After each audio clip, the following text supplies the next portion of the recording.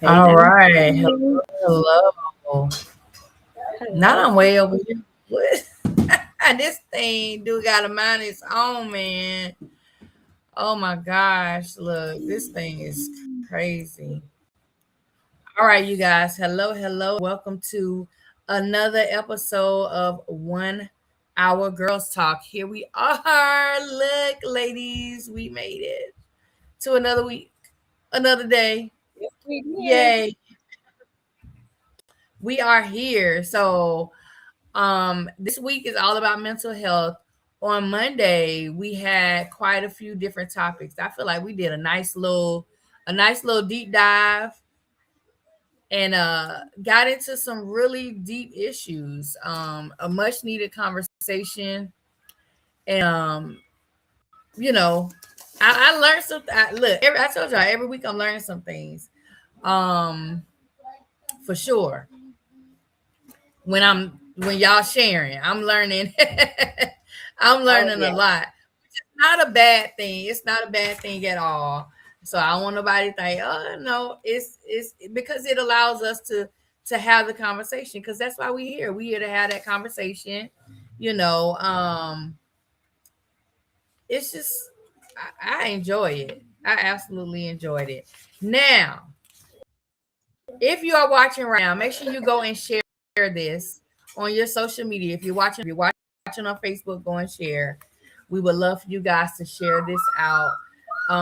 Every episode, we try to make sure we give you guys some of the best things from us that we can possibly offer. Okay. And like I said, Right. this week is all about mental health. And what I wanted to talk about tonight, um, quite a few also have our entrepreneur spotlight that we're going to highlight tonight. Stick around for that. We have some new music alert that we want to talk about. And this news is going to be very interesting and just all of this. So I'm ready to dive into it. Anybody want to give a recap from our last episode and just highlight some things, or we want to just jump into this first topic? Because I know everybody 40 and up ready. Relate yet, Sonny? You can't relate. This first topic we talking about this. You can't relate, but She it will might be some got great some information wisdom for though. you. She might So got y'all some ready to wisdom. Look, I'm listening. Ear open though. feel something? So y'all ready to dive into this first topic? Let's Yes, dive in. from everybody that's in the chat, but otherwise, let's go. Yes, everybody that's in the chat, let real quick. So I see April. Hey, April. Hello, hello. And anybody else, if you want to you want to shout out, just you comment and say, hey, that's in the chat. We'll shout you out. So yeah, our first topic tonight is about perimenopause and menopause. Listen, fellas, I know this ain't got nothing to do with y'all, but listen, you might, if you got a wife or a girlfriend, you gonna help her out. I promise you. You're gonna be able to wipe that little sweat off her forehead. You're gonna be able to put the fan on at night when she having them hives, all that stuff. Because it is so real. And I'm gonna tell you, for me, I've always heard menopause. Okay, that's like the generic thing we all hear. We've always heard about menopause, but I've never really understood the whole perimenopause until Holly Berry actually was the one that kind of came out and started talking about perimenopause and menopause on a really deep level, and that kind of made me really pay attention. So I'm like, right, yeah, Holly Berry is up there, ain't she? You know, and so those feelings and things that I was experiencing coming into my 40s, because I'm almost 43 now. So once I hit 40, I tell everybody it's like a light bulb just was like, ding, girl, you old. Like that felt. It was like, Yeah. it was like, and everything just started happening. Like, yep, you ready for this? Like, no, for none of this. Having these sweats at night. And I'm just thinking, it's because I'm hot and I'm under all these covers, not realizing, no, girl, you really going into perimenopause and you're having these symptoms. And then when I went to the doctor for my physical and she's asking me these questions, she's like, are you having these night sweats? She's even asking intimate questions because you never even think about the fact that menopause affects intimacy. I didn't even think about that. She was like, so what is, she asking me these personal questions. I'm like, dang, for real? What? And so, yeah. Now these they're a little older than me.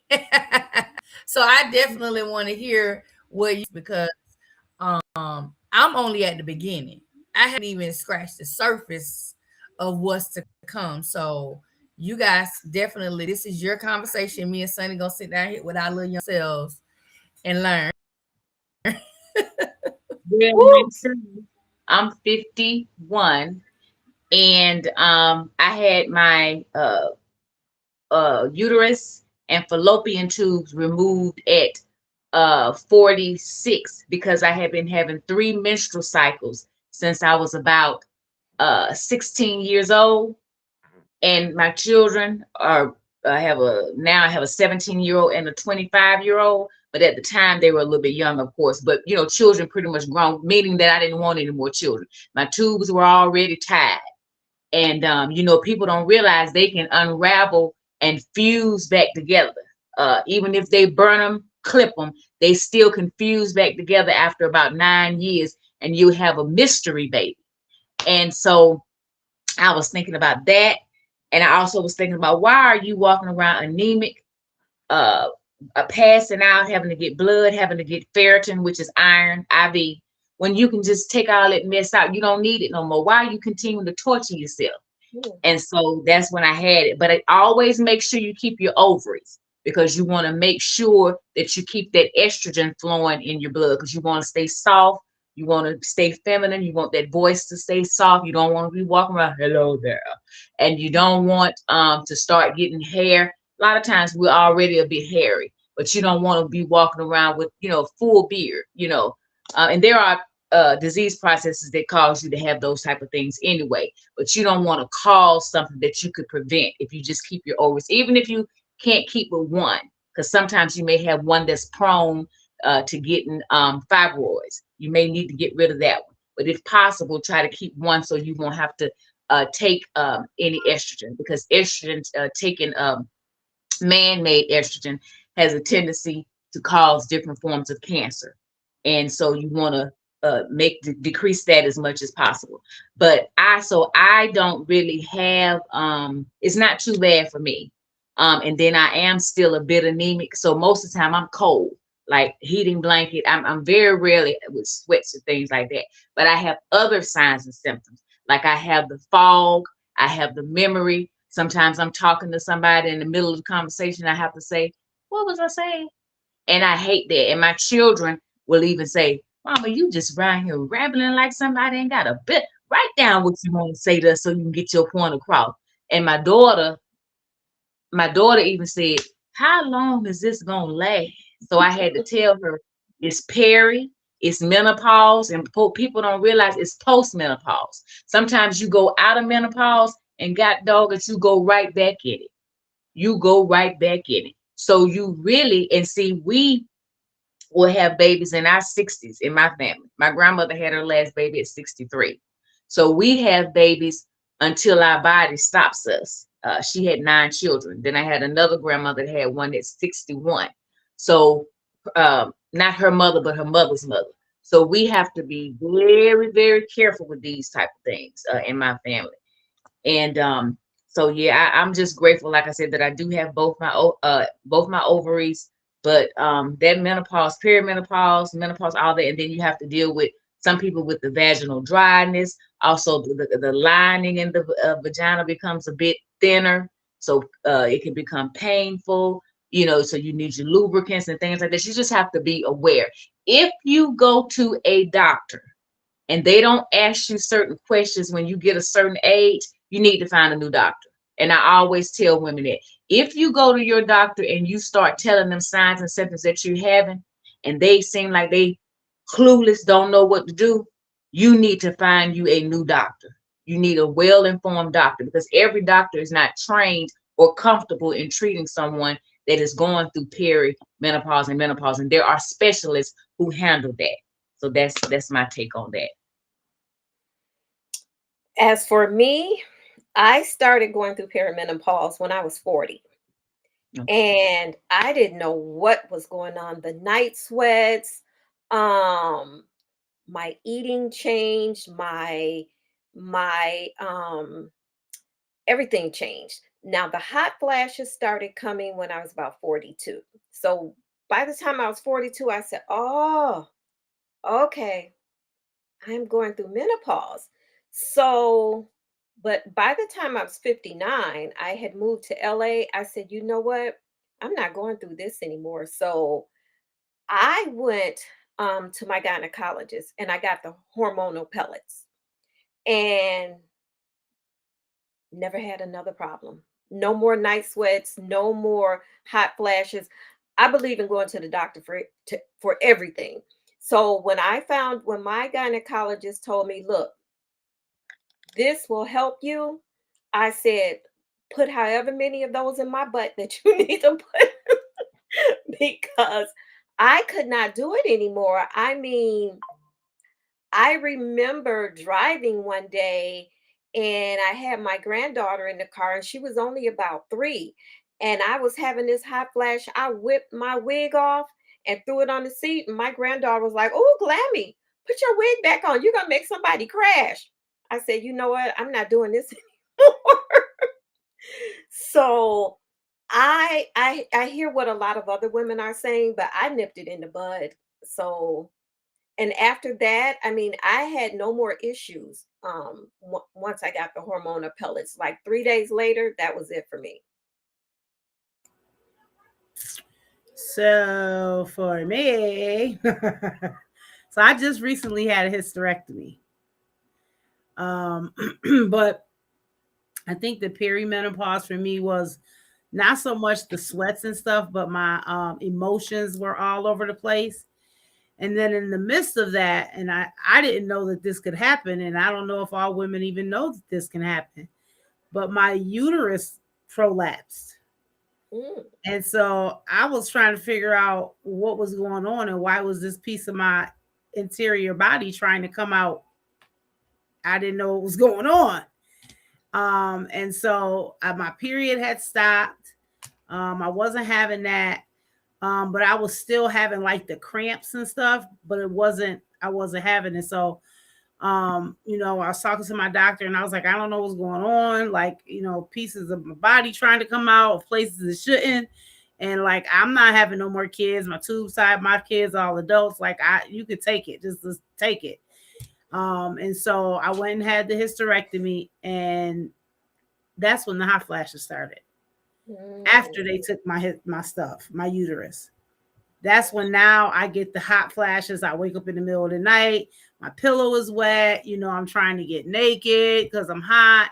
But then as soon as I take everything off and turn the fan on, I'm cold. And so mine don't last for long periods, but they are like, it's like you feel like you standing under the sun. And it's like, oh my God, pull my skin off. But my the hair stuff that you're talking about, like I have, you know what I'm saying, hair in places that it shouldn't be, right? And so I got to make sure I keep that together. And then the emotional toll, right? And I think too with that, it makes me eat more. So it's a lot that comes with that. And if you really don't know what's going on and you don't understand, I didn't really like research it. I heard people talk about menopause, but I never thought like, okay, I'm going to go through this. And so I really feel like for me, because I hate going to the doctors. I hate it. I hate it. I hate it. I will be sick, half dead until somebody forces me to go. And that's bad. I know, but that's me. If that wouldn't have happened with my uterus, I probably wouldn't have even known that that's what I was going through. Because of course, then once I go, the doctors explain to me, this is what you're going through. This is what you were going through. But yeah, menopause and premenopause ain't no joke. It's a real thing. And when I say emotions, yes, you get them still after the hysterectomy, Amanda. The emotional part of it is I, I could get really pretty angry for no reason. And I remember, I'm gonna, wrap this up, but I remember reading some time ago about a lady who attacked her husband and she blamed it on her menopause. And until it happened to me, the anger, the rage in those moments, I could never understand it. But now I know that you be so enraged in that moment and you don't even know why. And if you got somebody saying, "What's wrong with you? Ain't nothing wrong with you. It ain't that serious." I can see you attacking somebody. But yeah, it ain't no joke. And I don't wish it on nobody. And I can't wait till these hot flashes and stuff go away because I'm over it. You know how they used to tell us, if you make it through menopause, girl, you done made it, because I almost lost my mind. But they didn't really go into no specifics, no specificity, just that. But Yeah. literally, you can have like that shoulder pain that come from nowhere, start aching all over you. Like, what is happening? Just be like you said, an emotional wreck. It's almost like you pregnant again. Just mind just gone. It's really something. You literally have to sometimes rein yourself in and say, all right, pull yourself together now. You can't fall apart here now. You have to talk to yourself. That's really how bad it is. And I, like I said, I don't want to blow it up and I don't want to lie to you, but it's something else. It's not for the weak. But I tell people all the time, being a woman is not for the weak, baby.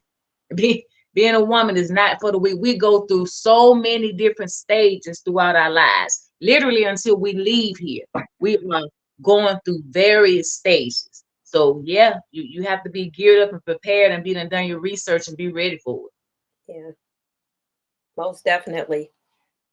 Oh yeah, yeah, absolutely. Sunny, add anything to the conversation? Y'all some strong Okay. women. You ready? And I thought period cramps was Are you ready? bad. Oh Lord. Are you ready for I'm gonna take my time and slowly climb up that way, because yeah, like Yvette said, that wig, taking that wig off is real. That's something my auntie would do. Them hot flashes be having her in a chokehold. I'm like, oh, I'm like, dang, we go through too much. And you know what I'm sitting here thinking, like, every phase of our life we going through something. Like every phase, every single time. When do we not go through something?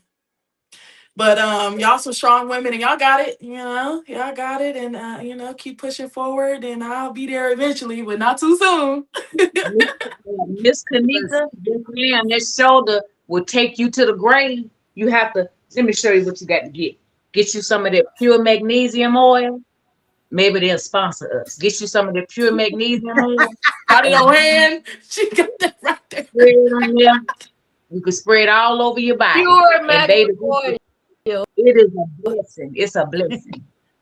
Yeah. It will. You know what? I be thinking about when we talk about the stuff that as women, like all women go through this, right? All women eventually go through peri and menopause, and everybody goes through it different, right? Some people be like, "Oh, I went through menopause, it wasn't no big deal," da da da, da. And some people was like Sharon said, "I almost lost my mind," right?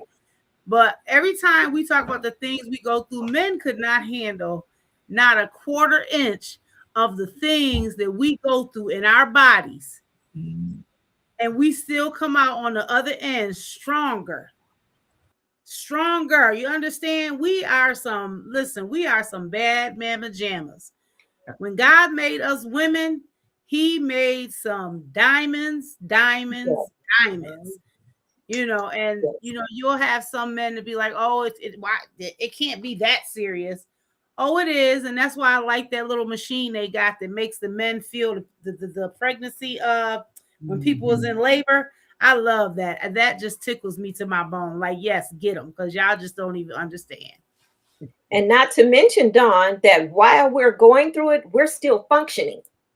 We're That still part. taking care of kids. We're still cooking. We are still doing laundry. We're still going to work. We're still shopping. We're still hanging out with our girlfriends. We're still going through issues living. with the man, we are still functioning while we're going Mhm. through Yes. Absolutely.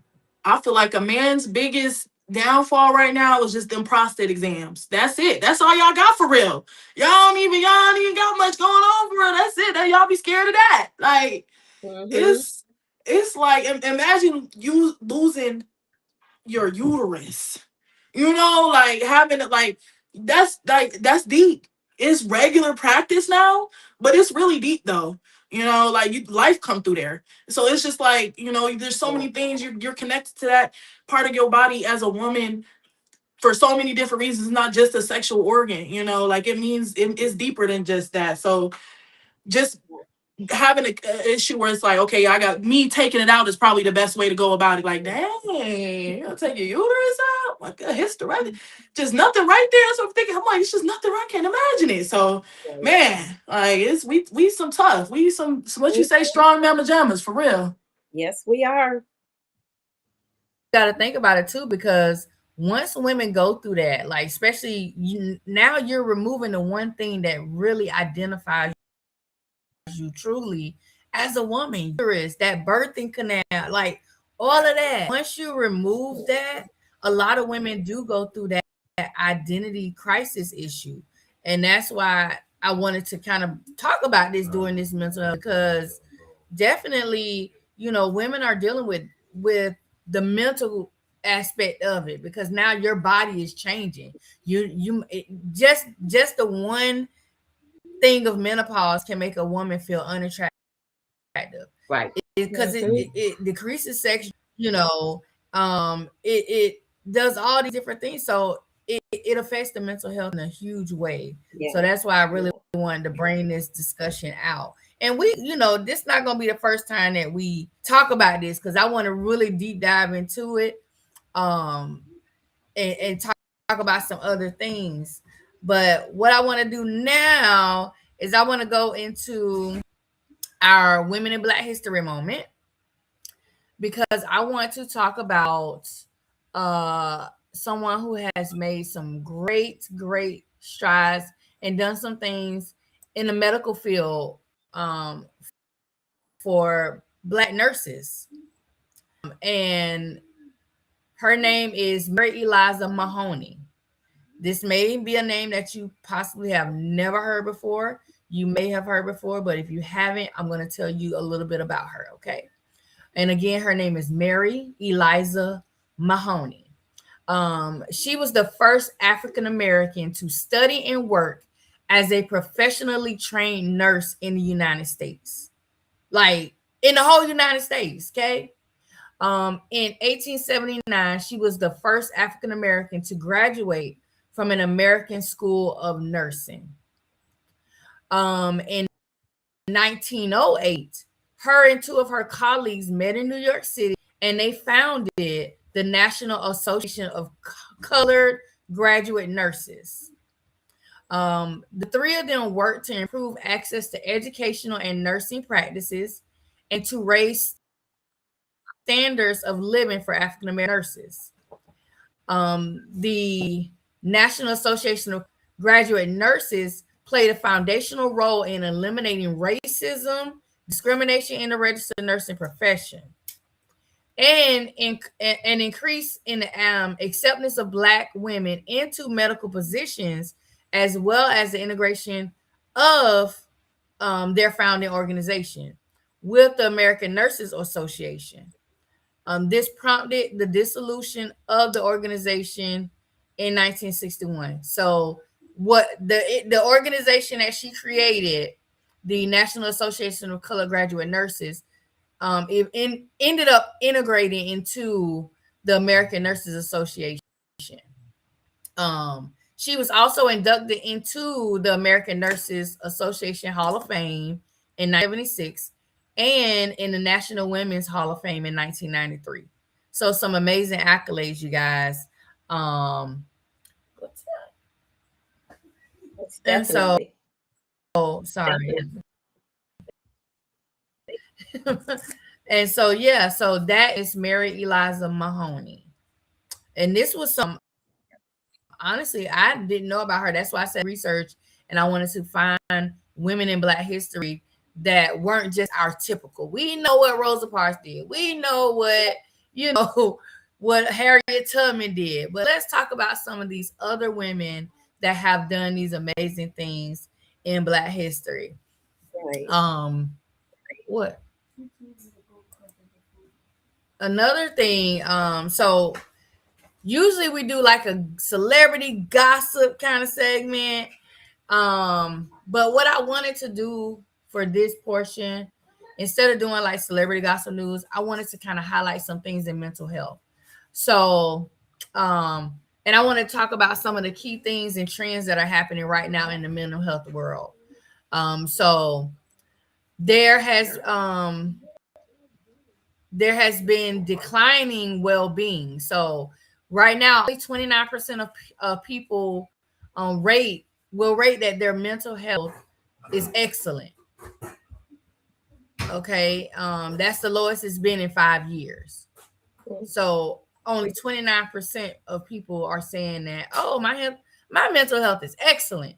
That means the other percent are having a hard time. Some of the impacts that happening in schools and the stresses.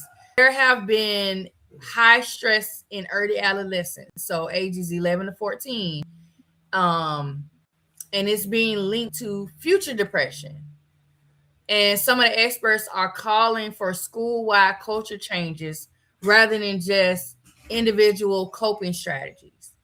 Because yes, the teens are, they're dealing with mental health on the individual level, but then once you bring them all together, like now it becomes this huge culture thing. Another thing that they've been talking about is physical activity versus therapy. Large scale studies are indicating that exercise is nearly as effective as therapy or medication for treating depression. Now, I personally can tell y'all that I really de-stress if I go walk. If I get on a treadmill, do like a little fast walk. So I feel like, yeah, exercising definitely has some type of impact on stress and depression. It releases When it comes to endorphins. yeah, endorphins. And then when you're looking at sleep and depression, their researchers are finding that teens who make up for lost sleep on the weekends have lower risk of developing depression. So weekends matter for our teenagers. They go to school 5 days a week. I know there's a couple places now I'm noticing that are doing 4-day school weeks where they're going to school from Tuesday to Friday. Really? And yeah, I'm noticing that.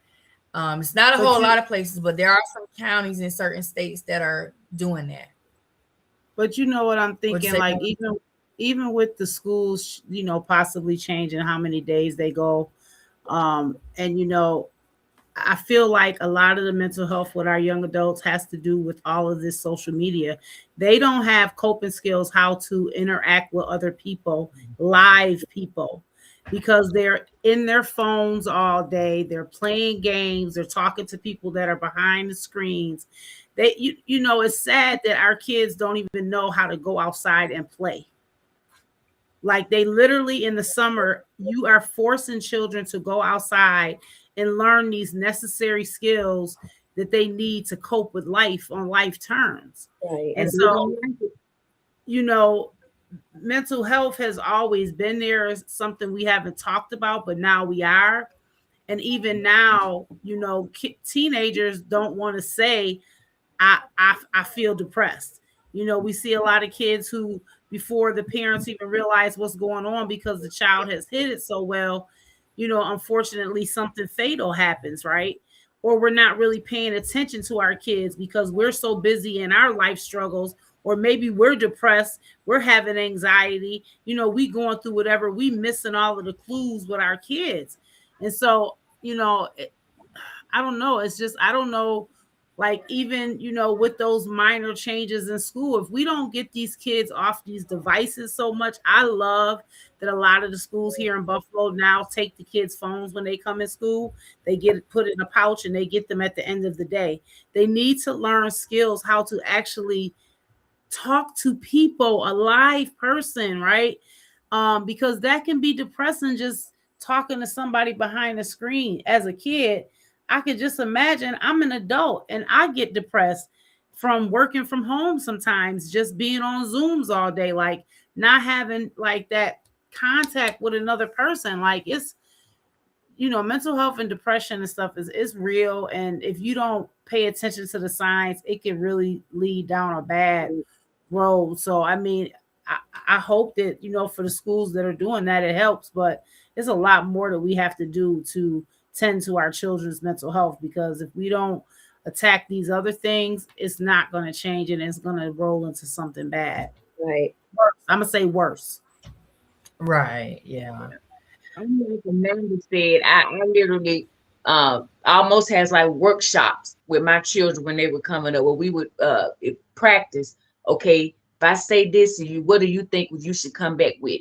Uh, know how people do this. I taught them about, day asking somebody out, asking a friend, you want to go to lunch, you want to go to the movies, that type of thing. So let's shut these devices down a little bit, and like you said, deal with the outside world, because how are you gonna interact with people and know how to? Because I heard somebody say people don't date no more. They don't date because a lot of people don't even, when you go out, people don't even hardly make eye contact. It's like you're not Right. even, like they walking past, and if they do make eye contact, you are shocked. You like, what? Hello, and I'm from the South. We talk to everybody. Hey there, how you doing? How was your day? So I'm this country, honey. So it's almost a culture shock sometimes when you like move from the South to a place like I'm in DC now. Thank God I've been coming back and forth here my whole life, so I knew how they were. But for my youngest child, she was like, what is wrong with these people? What is wrong? So I had, I thought I had prepared her, but I hadn't. She's like, these people are mean up here. So I had to explain to her. We had a lot we had to work on with her mental health and emotions and anxiety and stuff, because she was just like, I never seen people like this before in my life. I am a human being. What is happening? But now she has become just like them. Um, the laptop, the I said, Miracle, I think that little girl was trying to talk to you. What little girl? I said, you didn't see the little girl when she walked? I didn't see nobody. So yeah, Lord. I wanted her to assimilate with everybody, uh, but yeah, it's a lot. Mental health is something to be taken very, very seriously, because somebody can be smiling and dying Yeah. inside. Mm, mm. Literally That's why, dying yeah, I inside. always say you never know what a person is going through, especially now. There are so many people, we're all going through something first and foremost. But our mental health, there are so many people that are not addressing their mental health. So, it is so important to be careful what you say and how you treat people, because you never know what can trigger a person. Yeah, I was just I and that wouldn't exercise go hand in hand with that mental health, because I was talking to someone today about how, I had a lot on my mind today, and I wanted to curl up and just be in my bed all day, but something got me going to the gym. I mean, it's my routine, so I'm just like, you might as well stick to the routine regardless of how you feel. You gotta The feelings are they come and go. Your routine is should be always. And so that's something I'm learning. And so I went anyway. And honestly, I couldn't even focus on what I was upset about. Like, I had to focus on my reps. I had to make sure I was counting, because I'm not doing more than I need to. So, like, I really had to pay attention and focus on what I was doing. And then it was just like I started feeling better. Like, I was glad I didn't give my energy to what was making me upset anyway, because it's like I needed my energy for the gym. I needed my energy for my own mental. I needed my energy for my own peace. So, yeah, that it do go hand in. And at first, I didn't know what that meant. I was like, what? Like, what do you mean go to the gym and you angry go to the gym, or you sad go to the gym? Like, what? Y'all just be saying that. I was just trying to get people to work out, but they really do. They really do work. I did. I experienced it today actually. So it's crazy we having this conversation. But yeah, it. Try it out. Take a walk. Do some yoga. listen to some meditation, just move your body, do some stretches. It don't gotta be nothing too crazy. Just so you feel productive. It's like you knocking out, you're trying to like knock out the feeling that you have right now with another feeling. And then that'll take over in a sense. So it's like get your body moving, you can start feeling more productive, and you can't be feeling depressed, sad, and productive. You know what I mean? You can't do all of it. So yeah, that's it's great that we having this conversation and that I experienced that today. So I could tell you, give it a try, move your body, and you'll feel much better. Oh, definitely. Mm-hmm. Yes, ma'am. Absolutely. Now, Yes, ma'am. this is going to take us right into this next topic. Oh, this is going to be a hot one. That's why I put it right here, because I was like, if we start with this one, oh my gosh. All right. So the next topic that we're going to jump into is healing childhood trauma as an adult woman. Listen, let me tell y'all something. You don't realize, a lot of people don't realize that a lot of the things that you've dealt with as a child, no matter which one of these ages of us you are, there is something from your childhood that you have taken into adulthood that has continued to affect your life. I know for a fact. I got a whole list of things that I probably run down that I feel like during my childhood, whether it was, my elementary years, middle school years, high school years, I could list the number of things that I've taken from that, and it has affected me as an adult. So let me see. I'm gonna think of one, and I want all of us to think of one. It doesn't have to be you pouring it all out there to the world, because I know some childhood traumas can be sensitive and can be triggering. And if you have a triggering one, make sure you trigger warning. For me, I was bullied. Like elementary, middle school. I was bullied and it was stupid bullying. Let me tell y'all something. I was literally bullied because my mom made sure that no matter what outfit I wore, my hair bows, because I had hair down my back, my hair bows matched my outfit. My socks matched the color of my outfit. Like I was matched to the T. And I used to get bullied just because I was matching. And I was like, this is the craziest thing I ever heard of in my life. And then I had an accident in second grade where I fell flat on my face in second grade. And when I fell flat on my face, I knocked one whole tooth out and cracked the other tooth. And I literally shut the dentist office down that day. They cleared the whole office and brought me in, emergency surgery, all this stuff. It left me with an overbite. So my whole childhood after second grade, I had an overbite that I had to deal with. So then I had to deal with the bullying on a different level, because now I'm getting the bullying of being called Roger Rabbit, Buzz Bunny, all these different things because I had an overbite. Then I got the braces. And then I was, then it wasn't, but then I got braces at that time. I was like 18 then. I'm grown. But I had to endure that all the way through those years. And that took me into my adulthood because, it made me have those moments of like, maybe I am ugly. Maybe I am this. It put those thoughts into my head. And then I just had to get to a point where I said, you know what? I don't care what nobody, everybody is unique in their own way. We're not going to be, nobody is perfect. Everybody has flaws. And so I had to remember that and, deal with that. And I'll be lying if even I say it right now, I wasn't having some type of feelings, because actually I was having a conversation the other day. And it was one of those conversations where it's like, because if you know me, I'm typically like t-shirts, sweatpants, jeans. I'm a little laid back, but that's just because I get in those moments where maybe I don't feel sexy, or I don't feel a certain way, and it's not because it's made me feel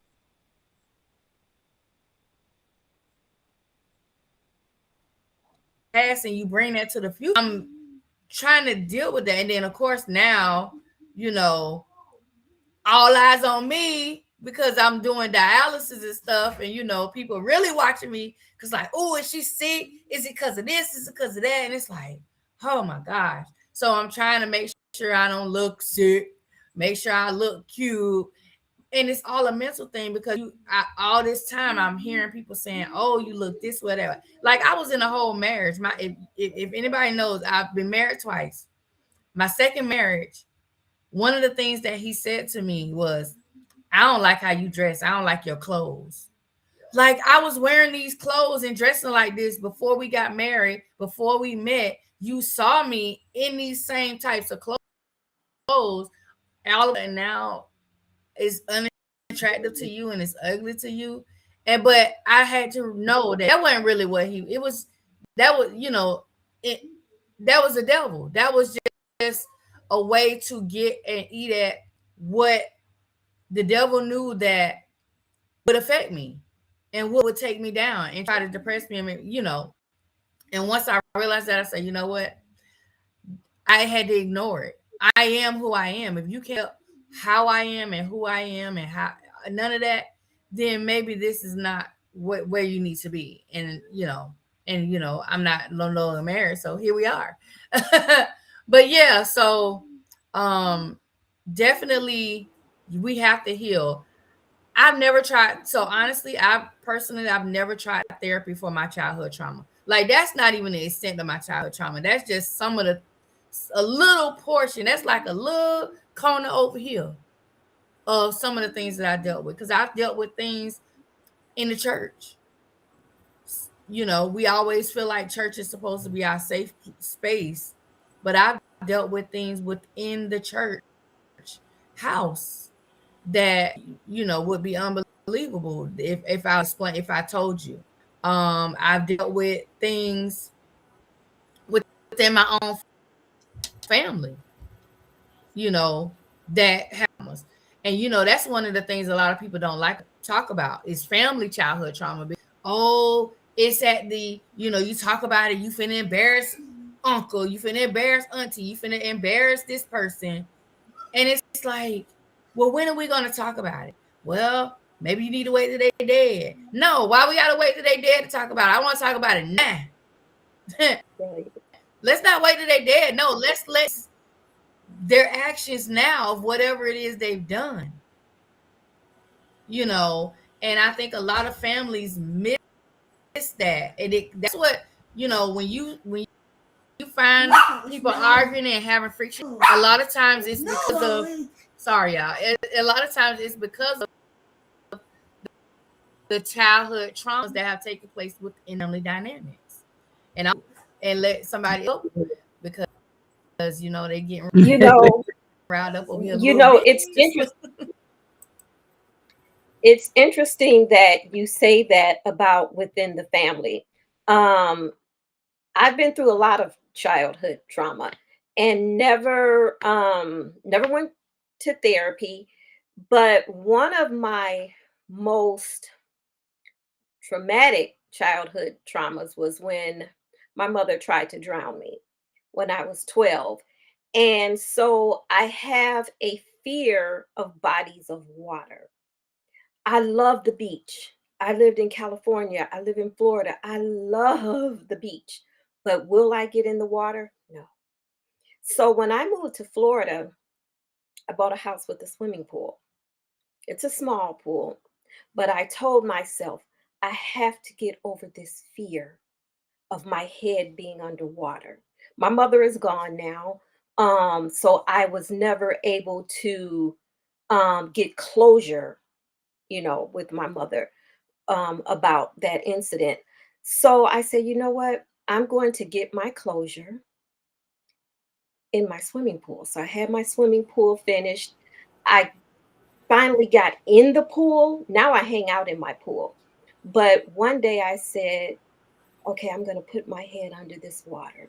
Oh. Because if I put my head under this water, this is taking me my first step of healing myself was to get in that pool. My second step is to put my head under that water. And I've tried and I've tried and I can't. My neighbors have offered to give me swimming lessons. They've came over to give me swimming lessons. And the minute it's time for me to, I cannot. And that is something, and I'll be 61. That is something that has stuck with me since I was 12. So I've had a lot of childhood drama, as Lady Bird says, in the church. My parents were Jehovah's Witnesses, so I have a lot of trauma from that. I am a spiritual person, but I am not a religious person because of the trauma from that. So, we do have to heal those traumas in order um to be even more productive in our lives, and not only that, for our mental health, because Mhm. what affects me is when I go to the beach and I'm seeing all these people in the water just having fun, and I'm just sitting back on the sand, with my cute little bathing suit on. I want to get in there, but I can't. But I did make the first step, getting in my swimming pool. So Absolutely. I'm gonna work on it. Baby steps. That's what we got to take. And you Mhm. know what? Something Lady Bird said was people not wanting to talk about stuff. Mhm. And again, the traumas, right? I can write 10 books about all of the things that have happened to me from the time that I can remember when I was 3 up until yesterday, right? Mhm. But one of the things that I think I've worked through a little bit of it, but what shaped my life for a long time and kind of got me in places that, if I was knew better, I could have did better, was, I grew up in the system, right? I was away from my mother at the age of 7, right? Because of things that were going on in the home with my mom and people putting their hands on me that shouldn't have been, as a little girl or whatever. But I never understood or knew what the word love meant, what safe touch was, right? And because some things that happened to me, and again, trigger warning, let me say that for anybody that's listening. Me being touched as a little girl, me being SA'd when I was 14, never being taught any of the things about how to be a woman, what is okay for, things to happen to you, what you can say no about. That trauma pushed me into situations as I got older of not knowing what love was, right? And because of all of the things that happened to me when I was a kid, it made me articulate in my brain that sex was love. That if Mhm. you touch me sexually, you must love me. Because as a child, I was told, come here, baby, I love you. And then these things would happen. Mhm. You know what I mean? And so it went on the majority of my childhood. And so as I got older, I attached those two things together. If we had sex, oh, you love me. And it took me a long time to work past that trauma, right? Because I just didn't know, and I didn't have anyone to even walk me through that, because everybody else around me was either not paying attention or they had their own stuff going on, and I was in the system until I was 18. And you know there just wasn't a lot of people around me to guide me, to kind of navigate me out of that. And so it landed me in some places that weren't good, right? And then even as I became an adult and started having children, all I remember is being whooped with a extension cord and called all these names and put in a room. The adults is in here. Whatever you hear in here, you don't repeat in here. But I'm seeing and hearing everything, right? And so when I started having kids, I didn't know how to be an adult, a parent. So I was flying by the seat of my pants from the traumas that happened to me, trying not to do the same to my children, but not knowing any other way because nobody taught me and I never talked about it really. And when I did, you get shut down or people don't believe you. So, you know, yeah, you have to deal with your traumas, even though it's hard. Find a therapist if you can, somebody that you really can talk to. Because my traumas put me in a place where I was using drugs because I didn't want to remember no more. Mhm. There were things that happened to me that I just did not want to remember. Some things that I've never even told people. And so some people in my life, I think they really thought I was doing drugs just because I wanted to. But I think if people knew all of the things that happened to me, they could truly understand. But some things I don't feel like I should share. If I tell you I didn't do this because I wanted to do it, then that's all you need to hear. Right. But you have to be cognizant of people. People, you don't know what people have been through or what they're going through. And you don't know the reason for why a person is doing or acting the way that they are. And unless you take it upon yourself to act or really care and find out, then you can't say nothing. When I look at a person now who's in active addiction, I don't be like, oh my God, that addict, no. I wonder, in my mind, I say, I wonder what happened to get them to this point. Right. When I see a girl who is parading herself around half naked and just talking I wonder what happened that she does not have any like love for herself, that she's like that. So yeah, you got to work through those traumas, because if not, you'll just pass it on to your kids and your grandkids, and them generational curses. Mm. They mean, they real mean. So yeah, traumas will shape your life, and you do have to get to a point where you have to make a decision on whether it's going to be a good way or a bad way. And you can turn it around, because it was a bad way for me for a very long time, but thank God he snatched me, right? And he popped me upside my head, and I was able to turn it around. And I continue to pray that, those that are attached to me, my seeds and my seeds, that we can break all of that and they don't have to go through anything that I had to go through. So yeah. Oh, that generational curse is real. Oh my goodness. I feel like I'm a curse breaker. Unfortunate and fortunately. It's tough. But I mean, when it comes to trauma, that's mental health is my go-to. I love talking about mental health. It's so important to me because I feel like I worked on myself a lot in life. Because I didn't want you, like Dawn said, you could turn to these options, you could turn to that option, you never know how you're gonna turn out when it comes to trauma. Um and not everything you have a control over, but I knew that the things that I had been through, I could have ended up anywhere, depending on how I coped. I could have ended up doing anything. And I just am grateful for my mom because she was proactive in making sure I got therapy at a young age. Because, I had things going on in life from the age of 3, like Dawn said, all the way up till in my teenage years, physical abuse, sexual abuse, all type of things. Um, and I've always been passionate about mental health, because I knew how it broke me, how lost I was, how empty I felt. I didn't feel like I belonged here. It was just, things are deep. And then when you think about the memories, for me, my trauma made me forget so much. So in my head, I don't even remember a lot of my childhood until like the age of like 12 or something like that. Like, I have a lot of cousins and they'll be like, oh, you don't remember when we lived at the house with the red door, and oh, when we lived at the house with the fireplace. And I'm like, no, I don't remember all that. Like, and I'm just like, how old was I? All type of things was going on when I was little. And it used to get me real upset because I'm like, I wish I could remember those things. But 9 times out of 10, it was probably some stuff going on, which is why I don't remember. What I mean? My brain is protecting me from a lot of these things. But it really hurt me, like, being present for these times and not being able to remember them and not be able to chop it up and oh yeah, that, because now it's like it always goes to trauma for me when they have these conversations and they going down memory lane. It's trauma for me, and it was tough dealing with that. But like I said, I'm thankful for my mom. I was in and out of therapy. I've been to like mental hospitals and stuff. I dealt with self-harm.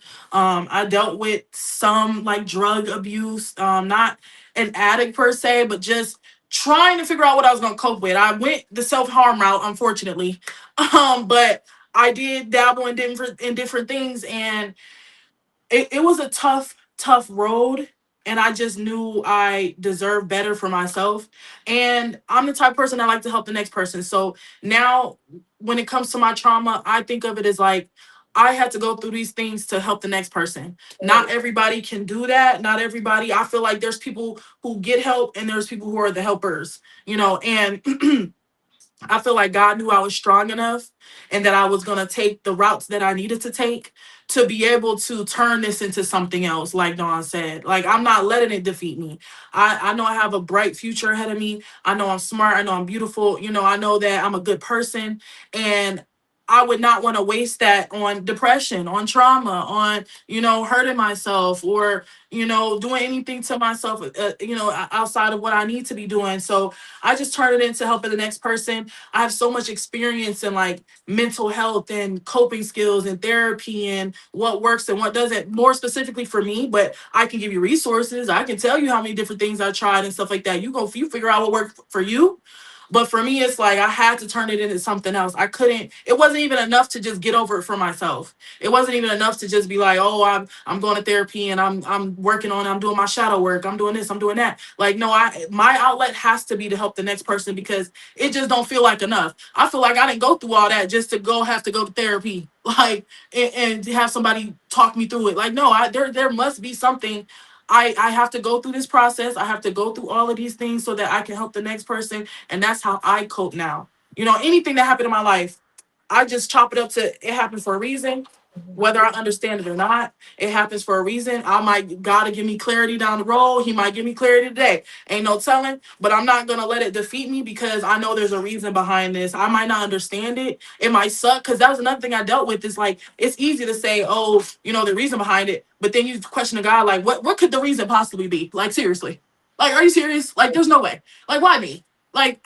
Like there just can't be no way. Where are you getting at here? Like what's going? Like this really out of everything? How am I supposed to help somebody with that? Like so it's like, but then it comes full circle. So when things happen in life now, even small things throughout the day or whatever, things that might give me flashbacks or whatever, any type of things that's going on, I just chop it up to there's a reason, and I'm working on it. And I'm getting through it, and God's with me, and I'm doing this for other people as well, and that helps me get through it. So yeah. And she only 25, y'all. Like I'm sitting over here, like baby got old soul, got wisdom, She man. does. She Girl, does. I almost if I had a towel, I would have threw it at the screen, child. She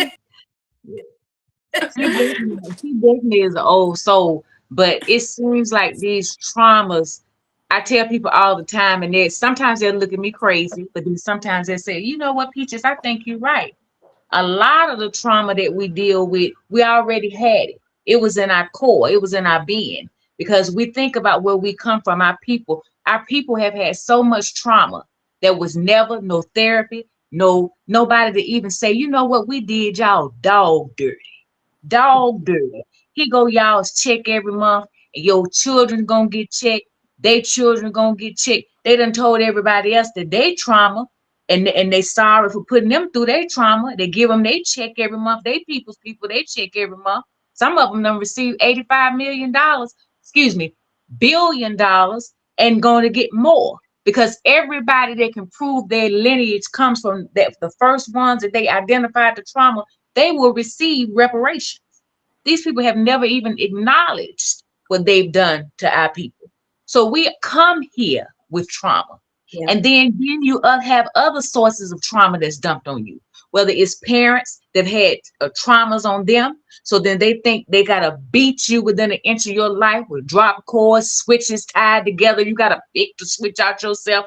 You better pick the right switch out. Better know how to twist it. Don't come back here with no little old switch. Come back here with the right one now, or I'm going to eat you up worse. So we have had so much. Then everybody's got that uncle that need to be taken out and skinned alive instead of coming to the picnic every week and people saying, y'all stay away from Uncle Joseph now. Y'all know how Uncle Joseph is. Y'all don't let y'all children go around Uncle Joseph. Uncle Mhm. Joseph needs to be taken out and everything on him need to be cut off. The And the scrotum and yeah, it all need to be cut off. and That's what needs to happen. the family keeping it hush hush. Right. The hush hush. So it's a lot of traumas that go on. That's just people. you could lose your very mind if you don't find something that you can uh throw yourself into. And a lot of times people go to religion, some people throw themselves in their career, some you could be just a spiritual person, you could be a person that like seem like all of us that decide I'm going to help other people and show them how they can get through their trauma. Pay it forward to somebody. I tell my children, I've raised them with be kindness, empathetic, and sympathetic, because you never know somebody's story. And just a little bit of kindness could be that very thing that keeps somebody trigger warning from taking their very, very existence away from here. Just a smile, just a you have a blessed day. I appreciate you. Or I tell you, I couldn't have made it without you, girl. Just a little act of kindness could save somebody's very life. It really can. And it's just, and even what we're going through now with this simpleton that we got in office, all that trauma that he's putting on people. This man is trying to take us back to the cotton field. Then you got people who look like you that's supporting this man. So it's just listen, trauma. So Yeah. we have to really guard ourselves with love, guard ourselves with our family, and just try our best just to, be the best person we can be, and try to, I say, try to lift somebody up from where you think you came from. If you see somebody else that you could pour into them. And that's what we have to all do for each other. Yeah. And I want to touch on one more thing real quick, because I think the topic was dealing with it as an adult. And I remember, like I said, I've been through all these things or whatever. And, I got anxiety, got depression and all that.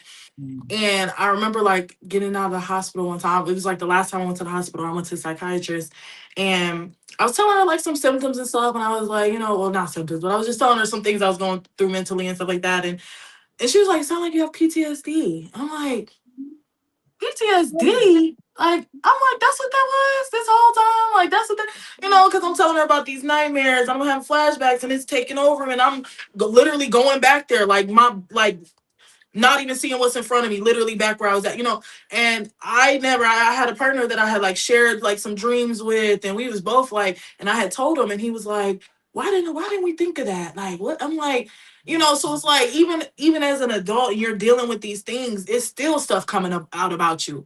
And that's been tough for me. Like, dang, like I thought I overcame some things, and I'm not saying I didn't, but it's like, to know there's still stuff coming out that's been attached to something that happened so many years ago. It's something you carry with you for the rest of your life. Like, you don't it's dawning on me now in my 20s, like, there's gonna be things that trigger me. I don't even realize it's triggering me. There's gonna be things that I'm going through, and it's like I gotta really be kind to myself, because there was a time that somebody wasn't kind, and now I got this chemical imbalance in my brain trying to work it out. Because young you can't figure out what's going on. Your brain does what it's gonna do. That's why they got people with multiple personalities and all that type of stuff, and all these different diagnoses and things like that. It's really, really hard. It's a scar on the mind, and it's deep, and it's something you deal with for the rest of your life, all the way till you die. And that's something I'm just not realizing about myself. Like, it's hard hearing new stuff about myself, and that is tied to my trauma. Like, I'm just like, dang, am I gonna get a break? Dang, am I gonna, like, why it's always something? That's how I be feeling. But like I said before, I always try to put a positive spin on it. I was just glad I had a name to it. Now, of course, she's gonna try to prescribe me with something. I don't really do good with the medications and stuff. So I was like, I'm just glad I know what it is. I'll handle it. Like, I'll figure it out. But yeah. You know how to work through it yourself, and that's good. And I'm gonna tell you something else I wanted to say to you. I wanted to say it earlier, but since you mentioned the PTSD, and I was talking about how we all come here with actual PTSD from our forefathers, the fact that you can't remember some of that crap, that's protection. That is literally your brain literally said, you know what? She can't even, this right here is worse than anything. She can't even deal with this. So we just gonna blank this out. Because myself personally, my father was a kingpin. So when he did some time in jail, people would be like, Peaches, you remember when we went to the jail to see your dad and such and such and such, and you took these pictures, and I'm like, no. And I'm the age I was, I should remember. You know, at children's their memory, I should remember. But evidently that was so traumatic for me, I just blocked it out.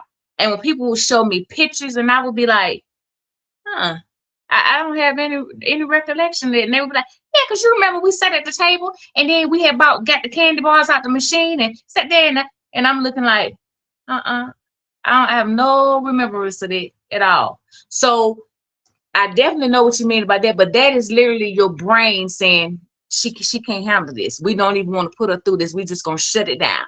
Shut it down. And another thing I do, and maybe you can do it too, family members that know different things that's happening in my life, if they start talking and I start feeling overwhelmed, anxiety, or feel that angst, I tell them, you know what? I don't really want to talk about that.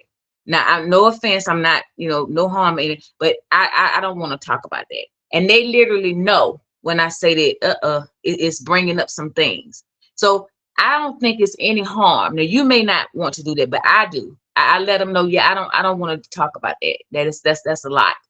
And so they just have to deal with it because, yeah, you're not going to send me into a tizzy talking about something that almost destroyed me.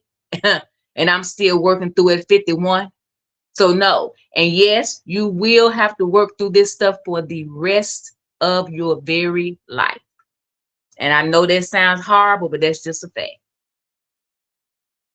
Yep. And another thing I wanted to mention too, we don't realize that our childhood traumas filter over into our children. I was just sitting here thinking about that because I know, and if my mama watching, girl, I'm about to tell the tea, but but no, as a kid, because my parents 71 and 73. So they grew up in a time period where, yeah, you can't just let your kids go over no anybody.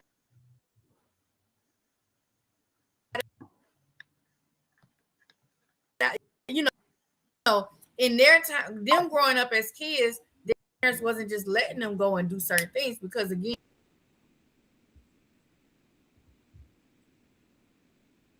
this whole I go to school, I meet friends, my friends are having birthday parties, they're having sleepovers, and my parents are like, you can't go.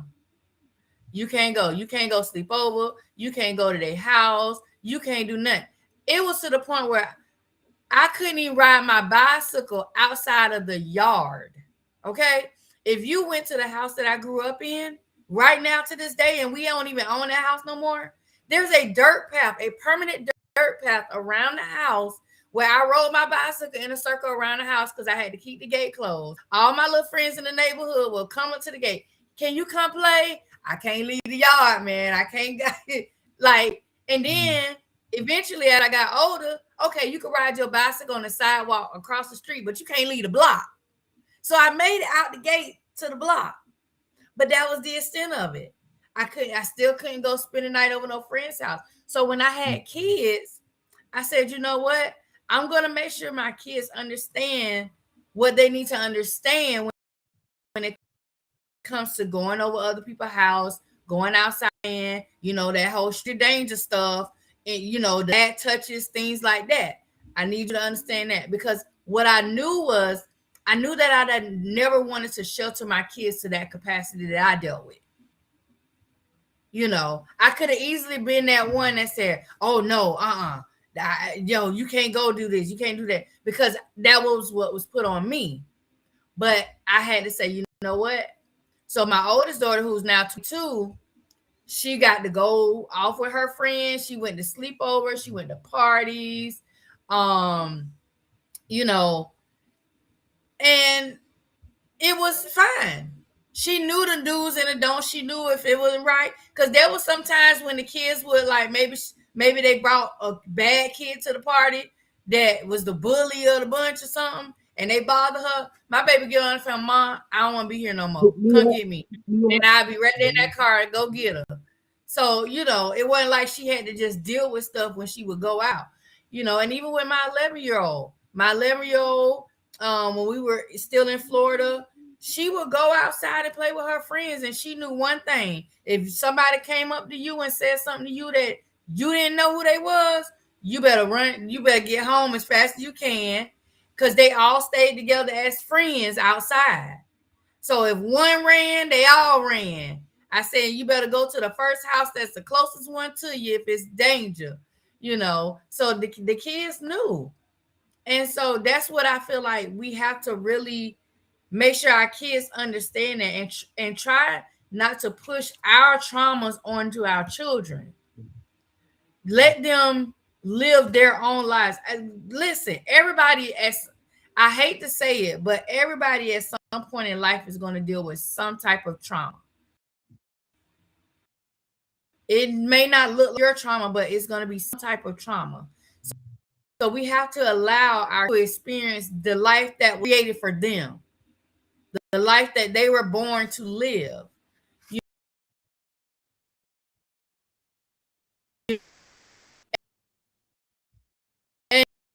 And just as parents, do our best to educate them on the right things, the wrong things. Absolutely terrified every time my daughter say going to use her passport and fly out the country. Okay? Because first of all, I already told her, girl, if you ever go to Dubai, just be prepared to go to jail, because you is not prepared to go to Dubai. You are not prepared. You are not prepared to go to Dubai. Because she like to wear nice little sundresses and clothes. They want you to be all covered up and stuff. Girl, but every time she travels, I have that thought, because I'm like, okay, girl, you going out of the country. I can't reach out. I can't just get in the car and come to you if something happened. But if we're teaching our kids these things that they need to know, that they're gonna listen. Even when we think our kids are not listening, they'll listen. So I feel like we just got to make sure we are telling them the right path to go without dumping our trauma on them. And that's what I wanted to add. I'm gonna add one more thing, and then I know we're gonna move on. I think too, working through traumas as an adult is being comfortable enough to allow my children to talk to me about the traumas that they may have endured because of me, right? Mm-hmm. Being able to be accountable, because remember we talked about nobody wanted to hold people accountable. They didn't want to talk about it. And so there became a point where I had to have that hard conversation, and I had to let my kids say what they needed to say and let them have their emotions, even if it hurted me. Yeah. They were expressing to me how they were hurt during whatever I was going through because of my trauma, and I didn't know how to be a parent. I then made them have to go through some stuff. So, I think that's another part of healing, when you have been traumatized and unfortunately you may have pushed that onto somebody else. I think a huge part of the healing for you and them is you allowing them to let you know, to have that conversation. Because when we stop pushing everything under the rug and keeping everything secret, and we start communicating about it, it don't have no power no more. Yeah. Right? When you take the power away from stuff, that's another way of being able to heal, move forward, and make amends to yourself, that little person in you that you don't talk to anymore. I like when they do those, write the letter to your 7-year-old self. So, it's a way for you to heal and a way for you to be able to hold yourself accountable to whoever you may have harmed. But that's it. Go ahead, Lady Bird. That was excellent. Yes. All right. So this week, well, not this week. I keep saying this week, child. This episode here, we are not going to have a sip and spill letter, but listen, for sip and spill, I need all y'all to spill your tea. If you have something that you want to write into us and want us to read anonymously, and look, I got water tonight too. I'm like Miss Sharon tonight. Yeah. I need my H2O. That's me too. I got water, even though it's in this thing. If you have something that you want us to read and respond to and give maybe a little bit of advice, you can send that in to us. You can inbox it on social media, or you can email it to 1 hour girls talk at gmail.com, and that's with one spelled out ONE. All right, so that's something that you guys can do. Now, on love, she loved these with these shirts off. And so this week we had our sexy man of the week, Mr. Michael B. Jordan. Okay. I'm gonna get this man picture up here. See if I found another picture with this man with his shirt off. Yeah. Mr. Michael B. I'm Jordan, ready. Okay. Lord have mercy. She ready. Jesus. She said she ready, y'all. Wait a minute. Look, she Wait ready. a minute. Uh-huh. Jesus. What happened? Let me, You cause oh Lord. don't pass out on him. My. Don't pass out on him. Well, it's the hands up for me. Yes, honey. Lord. No, Oh, it's the sweat dripping off his body. oh my goodness. It's the biceps for me. Oh wow. That man. Listen, I mean, even though this 1 hour girl talk, we got to look at us a man at least every episode, okay? So, baby. yes. Put me in sinners now, not later. Right. Bite me, sir. I told y'all I'm letting him in. We all going down because he's coming in here. Right. She said he's coming in here. I said he's coming in. Come on in here to mama. Jesus. Lordy, and I Lord. believe this is one of the younger pictures, maybe a little younger. Might be like one of those Creed moments. Yes, I think of the Creed situation. Yeah. Yeah. But he is definitely very athletic. He's also played in, he had his role in the Black Panther where he was T'Challa's brother from another mother. So he's definitely shown us a lot of him throughout the years. So this is Michael B. Jordan, our sexy man of the week. Yeah. Sexy man of the year, sexy man of the universe. Yeah, all that. Every last part of that. Because you know what? Honestly, I never been that attracted to him. Me neither. He not my type. Until I watched Sinners. Oh, I'm saying I never really cared. I bet you was attracted to the other twin. It wasn't the good twin. It was the bad twin you was attracted to. I bet. Because I don't know which one it was. I was just looking at both of them with my mouth wide open. Okay. Mouth wide. No, for real. I saw it was two of them. I said, "Oh man, I need to get in there." Honey, listen. Put me in the middle. Yeah, I said, y'all, let me tell y'all something real quick, y'all. So I'm in the theater watching the movie, and I'm like, why do it look like two of him? Like, I'm like, they look so familiar. Oh my goodness, they really did that big one. Girl, it's just him twice. I'm like, oh, like I didn't even realize. For real. I didn't realize like half the movie. He did excellent in the role. Excellent. Oh my gosh. Matter of fact, I'm gonna go watch it again. I might fall asleep watching it just to see him again, just for since it is on Prime. The bad twin more. Yeah, I like the bad twin. That character that he played. I like that. The one that lived. Well, not lived, but that was in the that. The one that became the vampire. Oh, you like okay? Oh, y'all wanna. Wow. Yeah. Well, call me Annie because I'm trying to be with Smoke. Honestly, oh Lord. For real. Because every time I watch that movie, I see something new every time. I be like, how did I miss this the last time? Yeah. And I see like, layers, plenty of layers. Yes, layers. All right. So we are going to go into our new music alert. All right. So I was trying to get the picture together. I was gonna show the picture. I might could still show it. Let me see. Hold on, because let me tell you, my computer has not been my friend today with images, and it's been laggy trying to do this show all day. all evening. Move us to It's the all side right. once it comes up because I want everybody to be able to see it. Let me see if I can move us over here. Yay! No, hold on. Let me try us over Make it here. smaller. Make it Child smaller. love. Yep, there you go. There you go. Okay. Yay!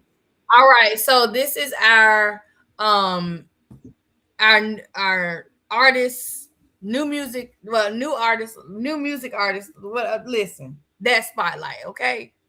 That one, new music alert. So this is Sauce the artist. This is Don's niece, right? Yes, yes, yes. Yes. So I'll just read it really quickly. And she was born the same day as my baby girl. July Mm. 11th, 7/11, free Slurpee Day. So she was born in July 11th in Buffalo, New York. Sauce the artist is a vocalist, actress, visual artist, model, and motivational speaker. Her music development began at a very young age, thanks to the encouragement of her mother, a vocalist. She attended performing arts school where she majored in music and hopes to attain successful and long-lasting career in the music industry. Yes. And let me So tell you, her music is great. I wish I could play it because I just don't. I know that it's gonna be like, girl, mute. But her song I is was amazing. And Don, go ahead and tell them because I don't have it pulled up the name of the song and where they can listen to it at. absolutely. So, again, you can find her on YouTube at Naya Marie TV 6052, and she has a song that's called Black Girl. And when I tell you that song is amazing, It's gonna she blow up looks too. It's gonna amazing. blow. Yes. I love it. So if you guys can go and take a listen again, it's YouTube at Naya Marie TV 6052, and the song is called Black Girl. She is amazing. She has her vocals and her voice. They're just it's not how like everybody kind of sounds alike. She's got a Yeah, special voice, and when y'all hear her song, when I tell you y'all gonna be hooked, I go like. go look her up. Sauce the artist on Facebook and also on YouTube under Naya Marie TV 6052. I'm gonna put it in the chat. But yeah, she's bomb. And that song Black Girl, baby. Mhm. It's gonna blow. I love it. I heard it on Instagram. Somebody shared it on Instagram, and I Mm, love it. She put me in the mind of a Macy Gray with a stronger voice. Um, yes. she Yeah. had that I said that girl sounds just like Macy Gray, but she has more depth. She can do more with her. I'm a vocalist. So she can do more with her voice, And I Right. definitely recognize the training when my ears recognize the training because I have Mm, the training. And I said, Mhm. but that song gonna blow. I love it. I love it. Yes, absolutely. Yeah, her tone. Oh my gosh, her tone is like, and it's crazy because you can kind of compare it to Macy Gray, but it's so unique. Like Yeah, her tone, and it's she's a stronger control. vocal. Like you can hear the control in her voice. You can hear Hmm. all of that. Yeah. So shout out to your niece, girl. She is definitely gonna thank do some things in the you. Oh, yes. Yes, and I hope she Yes. was able to stick around. I told her that we were going to feature her, so I don't know if I see that there's one person still left. So I don't on my thing, so I don't know if she's still around. But hopefully she'll watch it back and see it, or maybe I'll clip it and let her see it. But yeah, go follow her. She's amazing. Let's blow her up so she can be another local artist who makes it big, or is able to share her art, her music with the masses. Hmm. Thank you so much for us doing Yes. this. All right. So we do have an entrepreneur spotlight tonight. And we are actually early because I didn't think we were gonna. I thought we was gonna be look. We actually could have went a little longer, but then I was looking at the time too. Melody said, "What's her name?" Is Sauce the artist. And then if you look, here, let me put it here so you can see what she said her YouTube name was. So that's her YouTube name. If you look at the bottom of the screen, I'm finna move this so you see it. Um, So right here, that's her name on YouTube, Nia Marie TV 6052 on YouTube. And the song is called Black Girl. Really good. And I think that's something that we do need more of in the music industry is a little more neo soul. Cause that, neo soul was huge at one point. And then all of a sudden it just got drowned out by all this I call it bubblegum rap. It drowned out the real music. Everything had one tone with the auto tune behind it, with the auto tune. Yes. I'm gonna Yes. say this, and I hope I don't offend anybody. Maybe I put a trigger warning in front of it. They don't mind hearing neo soul, regular soul, anything soulful, but they don't want to hear it from black folk. And I hope I don't offend anybody, but that's just true. And I'm glad that a lot of the artists are coming back because I just saw Chrisette Michelle just did a little small tour run and she's getting ready to do another one. Raheem Devon is doing some Floetry back together. Yeah, Floetry. So you're gonna have Floetry, Raheem, and Tidra Moses is on tour. They're going on tour. Love Tidra. I'm like, I love Tidra. I might have to see that one. Love Floetry. Love, and it's gonna be the original Floetry, the original, the OG. No, when did Floetry not be unoriginal? Oh, you don't remember when they had Amanda Seales? Amanda Seales was the second. I don't remember Amanda Seales being in Floetry. You sure? Very long, it didn't last long. It didn't last long. You know, Amanda No, it was just two. The original two fell out. So it was just Marsha Ambrosia and then Amanda Seales took over. But that didn't last. That must have was so short that I just never knew that. It was very short. And matter of fact, it's funny because about maybe 4 years ago, Amanda Seales was, I don't know, I can't remember if she was on a talk show or on one of the like Charlemagne, whatever, the morning shows or something. And she was talking about how, she came in wanting to really do it and people was really mean to her and she ended up leaving. And then the Marsha Ambrose came on to the Breakfast Club and gave her side of the story. And then the other, you know what I'm saying? So they all came on and told their sides. But the comment that they made now is we wasted 10 years, but we back stronger than ever. Yeah. And they didn't need to never break up because them girls is bad together. They bad. Yeah. Sometimes in a group, I hate to say it, but ego creeps up. Then you do your thing and I do mine, but we never as powerful what we were together. What we were together, we were a diamond together. Maybe apart we're okay, but together, baby, we could conquer the world. And so a lot of times those groups, when you break up, you're a super group, and you take a super group and break it up just because so you can say, well, I had an album. And I'm not saying about Marsha Ambrosia. Marsha Ambrosia bad, the girl bad. But I'm just saying together, they just unstoppable. And please, y'all, pick up Jill Scott's new album because it's unbelievable. Yeah. It's unbelievable. Yep, absolutely. Look, somebody in the comments say, what did some more say? So I didn't even talk about this. I wasn't gonna talk about it on this show, but I'm waiting on our entrepreneur spotlight. She's on the way. So I could talk about it for a minute. Yeah, they was gonna keep asking. They was gonna keep asking. So Samora released her Netflix special last night on Netflix, and a part of the set that she didn't record it in Jacksonville, so it was just really honestly random that was even a part of her set because this not even one that you recording live, recording in Jacksonville. So a couple years ago we had an incident in Jacksonville, Florida, where there was a white guy who came from another county over. We have a neighboring county of Jacksonville called Clay County.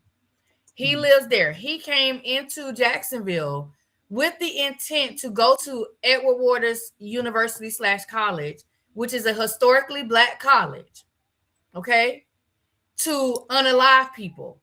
Like he went on the campus But he went on a Saturday. He went on a Saturday where you know, you go on to college on campus on the weekend, college kids, they everywhere. They not really there. So it was on a Saturday that he went there.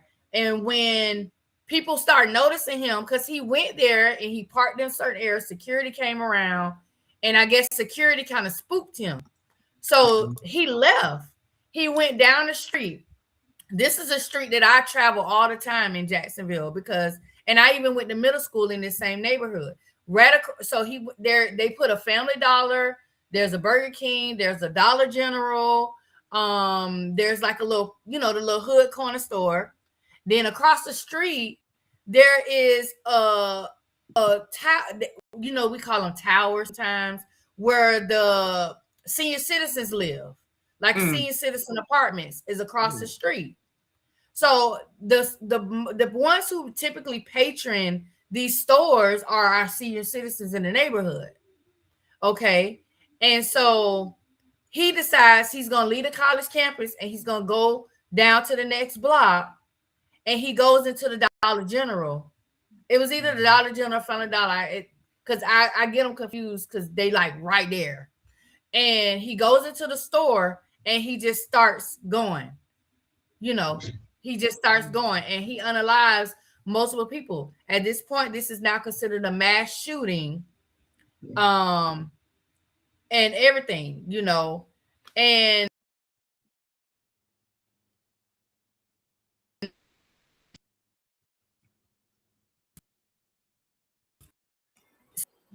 so in her comment said, she makes this joke. He did this and that to these people. And can y'all still hear me? I just want to make sure y'all can still hear me. Yep. Yeah. Okay. And he went into the, and she said, but my family better not ever make it known that I was, you know, that I was taken out in a dollar store. Like, she made it seem like it was like this thing because, oh, it's a dollar store. Like, first of all, it wasn't even a dollar store. It was Dollar General or Family Dollar. And somebody said they believe it was Dollar General. I'm believing it was Dollar General too. And she just made this whole comedy set about it. And a lot of people are not seeing an issue with it.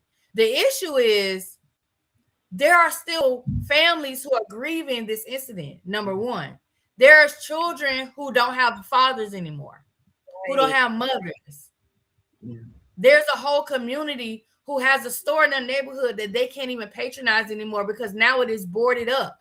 And those deceased people pictures are in front of the store to remind everyone of the tragedy that took place. Yeah. Like, no, it's not funny. It's not. This was mass shooting that was racially motivated. How is any part of that funny? Or to be added into a comedy set? And I even made the post and I was like, you know what? What if some, because honestly, people keep talking about, oh, well, I've heard comedy skits about George Floyd.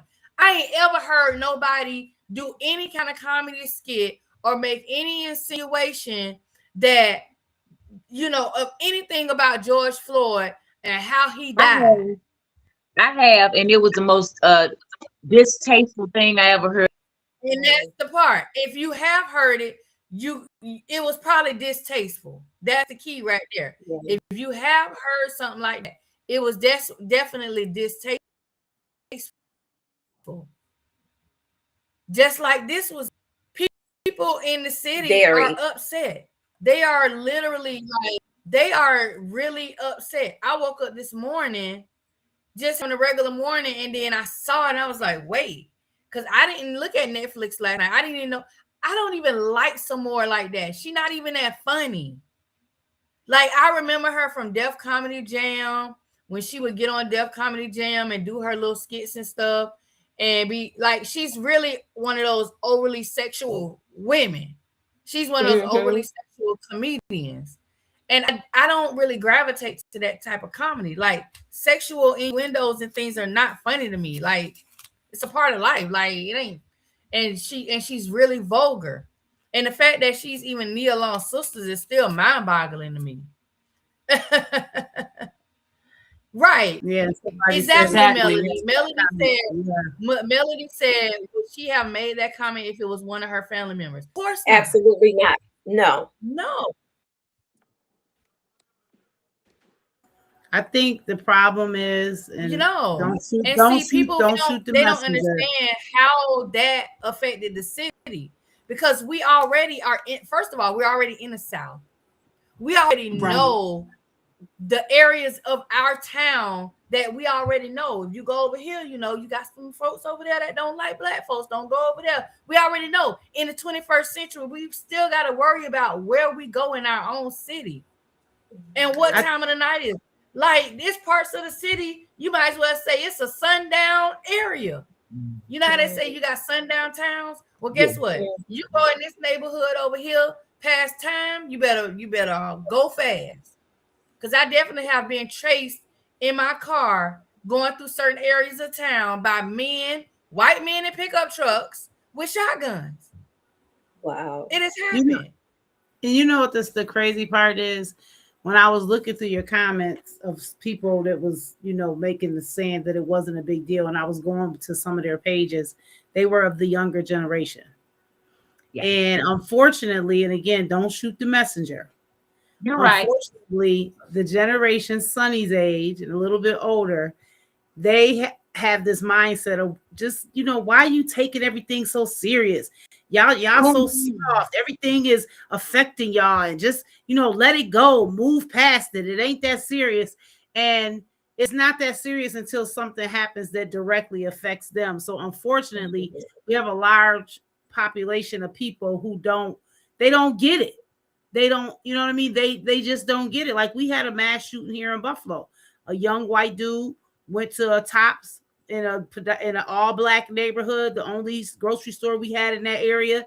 Walked in the store and shot everybody up in the store. He killed 10 people and then walked out the store with the gun in the hands. And do you know the police calmly apprehended him and put him in the car? Let that have Oh, been a black man. He oh, wouldn't have made it oh, Oh, 2 feet out that door. just And matter like of fact, Dylan oh. Roof. yeah, he shot They 2 more people in the parking lot who didn't die, and they still apprehended him nicely. But people, some people just it don't register for them, and until something happens to you, you don't see why people are so upset, right? And so when I see your post, I was like, oh boy, they don't know. They better not bring that person out. So I was hoping the old Renee didn't let loose on comments here. Well, Yeah, we're really desensitized. yeah, Go that's ahead, Yvette. yeah, Yeah, Yeah, yeah. yeah. that's the The best younger word. generation, Desensitized and so far removed from actual mm, what actually happened during say slavery, what actually happened during the civil rights. That's why I try to educate my children on that type of thing, because like I don't want them having a white friend and they let them call them a ni. mhm. I don't understand it, because I've heard this generation say, well, I mean, it's just a word. I mean, we call each other that all the time. All of us. Yeah, we know that uh Raymond is a a Caucasian, but he call us N word all the time, and you looking at them like, you say what now? But yeah, it's this very desensitized, very Very, desensitized. very desensitized. The younger generation, and you see the things that you see on social media, how desensitized they are. Nothing fazed them. Yeah, it's crazy. I mean, especially with AI and all this, it's just too much at our fingertips. To be honest, I'm not even gonna hold you. Yeah. It's too much, and real, fake. It don't even matter. The lines are blurred Yeah. completely. It's tough. And it's tough getting people even my age to see like the severity of things. Like y'all letting too much stuff go, But it's also overwhelming because there's so much going on. You don't know what to put your energy towards. Like so it's both sides. It's like I get it, but we do need to make a change, and we do need to take human life serious. I think that that's something that there's no if, ands, or buts about that. It's human life. And like you guys said, if it was y'all and y'all family members, y'all want somebody to take it serious. A whole skit is insane. Like Insanity. like Did you even think about the people? Did you even think about the towns? You think about the neighbors? You think about the what is done to the Right. community? Like, and you supposed to be? She was supposed to be from there? Nah, you walk those streets and you think you just like, or maybe she felt like because she was there, she could make that joke. I don't know, but no, I don't go that deep. You don't get to just talk about a whole tragedy like that and make it into a joke just because you was from there. Like it's, yeah, that's deep, and people don't understand it. Oh, it's a joke, it's a joke, it's a joke. Dang, like when y'all gonna be serious? Correct. Right. Yeah, because I Everything. already know she ain't coming back. I know she not coming back now because one of the promoters that usually brings her to Jacksonville to do comedy shows when they do these big large comedy shows, he made a post today. So I already know she ain't gonna be coming back no time soon. Yeah. All right. So we have our spotlight entrepreneur has joined. So I'm gonna bring I know I'm gonna bring her on in a second, but I want to say this. Look, I'm gonna tell y'all now. This is my cousin, okay? Y'all got to meet Don niece. Now y'all get to meet my cousin. Yay. Yes, but no. So and she sent me her little bio child, all professional. I love it. I love it.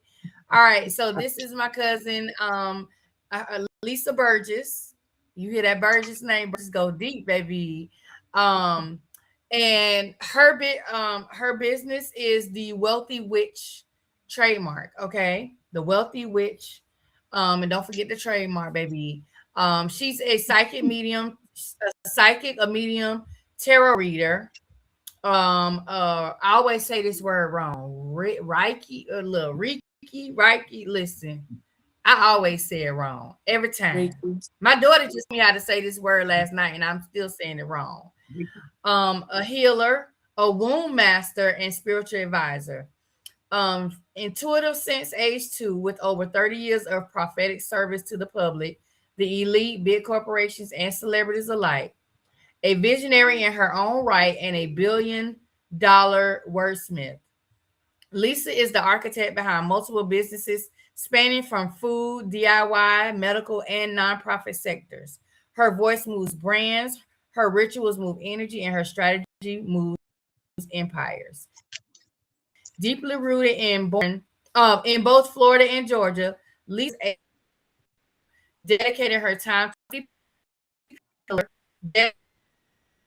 mentoring and giving back of spiritual sovereignty and entrepreneur excellence. So I'm gonna bring Lisa on. Of course, my computer want to do what it wants tonight. All right, there's Hello, Mike. everyone. Hey. Okay, 10X. Oh, they don't know about 10X, girl. I know all about that 10X. Yes, it was gifted to me. Yeah, y'all, I've been busy. I just ran in and I normally don't do stuff like this, but my cousin asked me, right? So I just felt like God doesn't make any mistakes. So I made myself available. So a little bit about me. She already pretty much explained what I do. But I've been doing this a long time, y'all. I've been working for corporate for years. I retired officially 3 years ago. I walked away out of a huge corporate meeting. I was actually supposed to be granted the position of director, and the day I arrived back, they gave me a 10-cent raise after I saved their corporation from tanking out of a $1 billion cruise industry. And they gave it to another person who had absolutely no knowledge of the industry, had never even been on our side. And so I left because I was tired and I had been working 25/8 while I was there. And I was there over 14 years. So I just left and I just launched my own business. Basically, what I was doing for corporate, I just did it for myself. And so here I am. That's me. So I do a lot, guys. I do a lot. Right now, I'm heavy on TikTok. So if you follow me on Enchanted or Shop on TikTok, I'm not even sure what I changed my little thumbnail to. But if you follow me on TikTok, sometimes I'll go live. You'll catch me doing my services there. I offer my services on my website. Sometimes on Facebook, I'll post.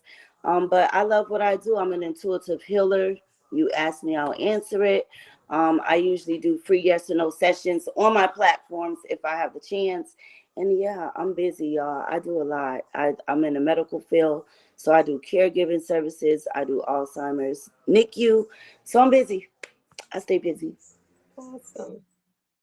Well, I'm glad you can make time for us. What you, I was I'm glad you take gonna time say, for me. tell them what else you also did. You make sure children are also entrepreneurs as well. Oh yes, so my boys, they run their own businesses.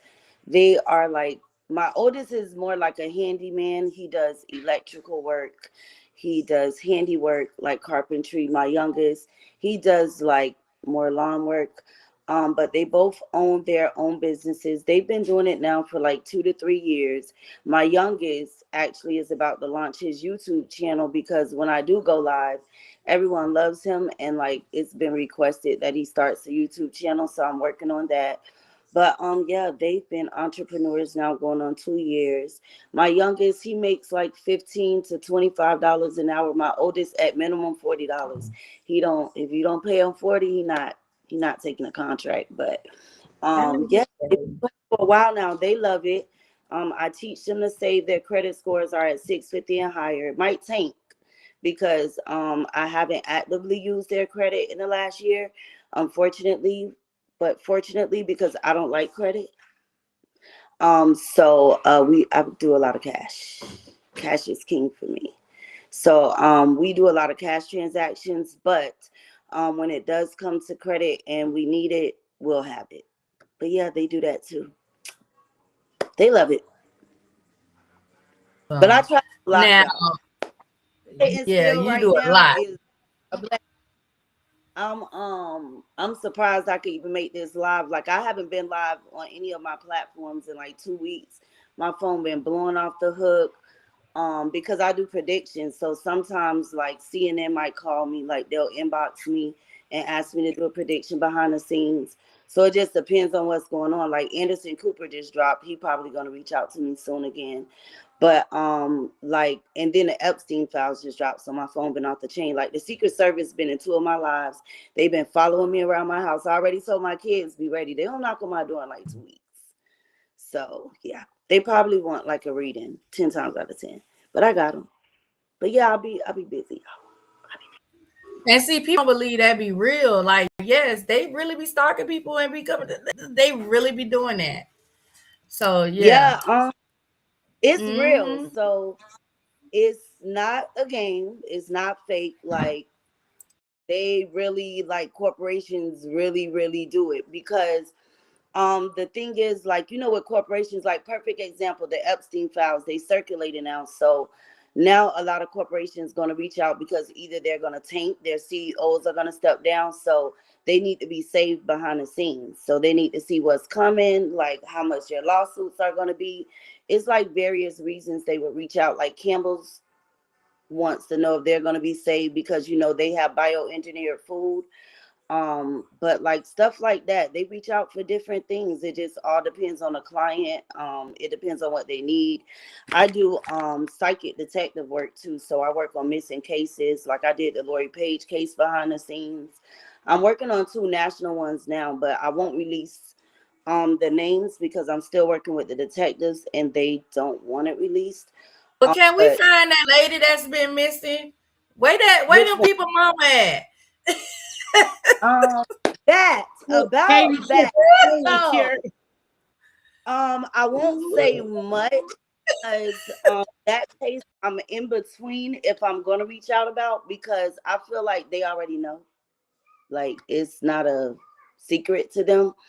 But the call is coming from inside the house. I'll leave it there. So it's somebody affiliated I with already knew them. that. And I and already it's knew like that. when they release it, it'll be like not a shock to us, right? But the details would be a shock. But she not here anymore. She gone. I think it's the brother. Um, That's what I think. definitely a male. Definitely Man, have for to sure. do with this. who drops Yeah. an The 80 plus year old off in the driveway and don't walk them into the house? Yeah, Who would drop an 80-year-old Oh off? wait, that's the husband of that's the son-in-law. Well, yeah, the son whoever did that, daughter I don't know husband. exactly which one, but it definitely is coming from inside the house. Oh The yeah, person it's coming they knew from inside the house. everything, the camera placement and If everything. Yeah. if they paid they already know that if they paid whatever ransom they're asking for, they'll get their answers. But they don't want to pay it because it's a lot. It's 6 million, and that has to come from them. Like the FBI has to put that money up. Like the government has to put that crypto up, not the family, because they have to get the perpetrator. But they know who it is. The person sitting on their hands, like 10 times out of 10, if they don't hurry up, the person will take themselves out, and it'll just come out in the media. But they like on borrowed time because the person is already calculating that they're gonna take themselves out. Mhm. Wow. Yep. So they have to Yep. move very quickly, but I don't think they are. Unfortunately, money All right. talks. So tell everybody, let everybody know where they can find you at on social media. And if you have a Um, website, how they can reach you and all those different things. my website is updating because I'm taking off for a month because they slammed me and had me working on Saturdays, and I don't work on the weekends. But Um, my website is still on my thing, but sometimes I'll post my calendar. So that's my opposite when I'm updating my website. So I have a calendar. It's Wealthy Witch trademark. But you can always find me on TikTok, Facebook. You can always DM me. If I don't respond, somebody will respond. And then yeah, that's how you can reach me. I'm Enchanted Aura Shop on TikTok though, because I have a shop, and so it switched to like the name of my shop. Those are my And I'll make handles. sure I get, yeah, when you get off of here, send me the make sure I have the name of that for the TikTok and all that. Oh yeah, And I'll cuz make a post send too it so to you. everybody can see that as well. Yeah, I'll send it to you. But yeah, y'all, it's very real. It's not a game. A lot of people are into the spiritual realm that you would think, right? Definitely heavy in the corporate industry. Like hospitals utilize me heavily. Like they call me all the time. I have to travel now to actually John Hopkins, which is interesting, right? Because they just broke the news that they have like the first all black surgeon team, like the first all black surgeon Right. team in Yeah. I do Reiki's there. So I do Reiki's at any hospital that they request me at, but I'm going to do Reiki's there for pediatrics because kids are my heart. So I'm going to do pediatrics there. But yeah, so I travel a lot. I'll be doing a Reiki with them soon, but it's you can catch me where you can. Well, I I'm thank very you for spiritual and I love everything you do. Thank you. Thank you so much Um, for taking the time out. like that's my energy talking, but yeah, thank you. But just always reach out to me because you know please reach out to me. But yeah, just I'm here, guys. If you have questions, like if you just want to know something, you just want to know, is it really real? Um, you can always ask me a question and I'll answer. I don't do mediumships like that, right? Because I do them, but don't just like inbox me something random. Like I want to talk to my grandma who crossed over because I'm like, no, it don't work like that. But I do mediumship. So if you do would like, since you guys are a part of my cousin's platform and you have a psychic or mediumship question, reach out to me. I'll be more than happy to answer. If you have a skeptic question, you can reach out to me and I'll be more than happy to answer. But most importantly, I want to let you guys know I do believe in God because a lot of people look at my name, right? And they think otherwise, but I don't play that. I'm ordained, by the way. I'm a prophetess. I'm a seer. So yeah, I see beyond the veil. Definitely God is number one in my life. My name was actually gifted to me by my niece. She randomly came up with it. One day she called me and was like, Auntie, call yourself this. And it stuck and people loved it. So I never changed it and I never will, right? But I always like to let everyone know, yes, I believe in God. God is number one in my life. I do not play that. I'm a heavy prayer warrior. Yes. Okay, yes, there you go. You gonna see me in your inbox one of these days. We gonna get up with you. Yeah, just reach out to me. Let me know you're on my cousin's live, and we'll talk. We'll get up. No problem. I'll make time. Yes. Well, thank All right, you. you Thank you guys. so much. Thank you so much. Thank you So that guys was for our entrepreneur spotlight with Wealthy Witch. Yes. All right. So any last thoughts? Bye, you can leave if you need to go. Any I'll last probably remarks drop before we get like the off of here camera for view. tonight? Oh Bye, yeah. guys. Yeah, I can do that. I Let me just bring want to it out. say tonight was kind of heavy.